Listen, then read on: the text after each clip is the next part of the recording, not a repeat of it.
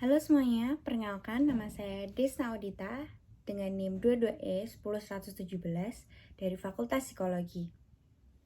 Yang pertama, wawancara sesi pertama di menit 13.40 hingga 25 menit. Itu pembicaranya dari Kak Agnes dan Pak Greg. Kak Agnes memiliki trauma yang sangat besar. Di dalam masa hidupnya, dia melihat papa mama yang tidak bisa bersatu. Dia tidak bisa bertemu dengan ayahnya, ayah kandungnya. Lalu dia disiksa dengan ayah tirinya. Sangat banyak cerita yang Kak Agnes dapat diungkapkan dalam podcast tersebut. Dan itu membuat trauma bagi Kak Agnes. Lalu Pak Greg menjelaskan bahwa ketika SMA mendapat kenalan Kak Agnes.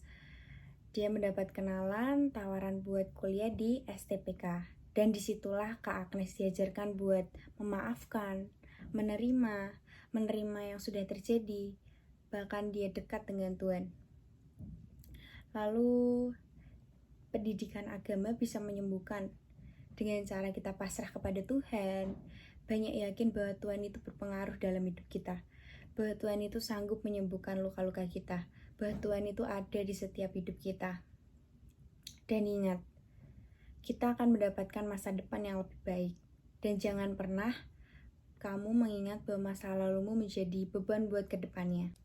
Lalu ada rangkuman sesi kedua di menit 25.00 hingga 49 menit. Bahwa di pendidikan agama itu kita harus menyembuhkan. Diambil dari film Freedom Writers. Dia menceritakan bahwa ada seorang guru yang mengajar di sebuah sekolah.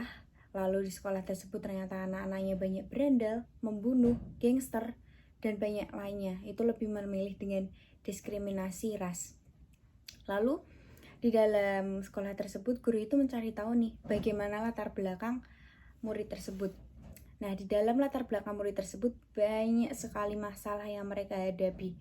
Dan menurut Kak Rifka, Kak Joshua dan Samuel, itu bahwa trauma itu pasti ada. Tapi bagaimana cara kita menanggapinya ke depan dan masa depan yang akan datang. Apakah pendidikan menurut agamamu bisa menyembuhkan? Ya, bisa menyembuhkan.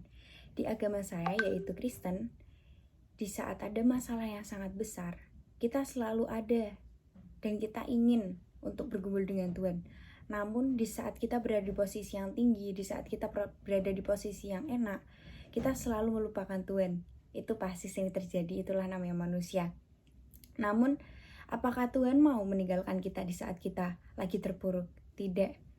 Tuhan selalu ada di samping kita. Tuhan ada dan mau mendengarkan seluruh cerita dan bahkan selalu memberikan jalan.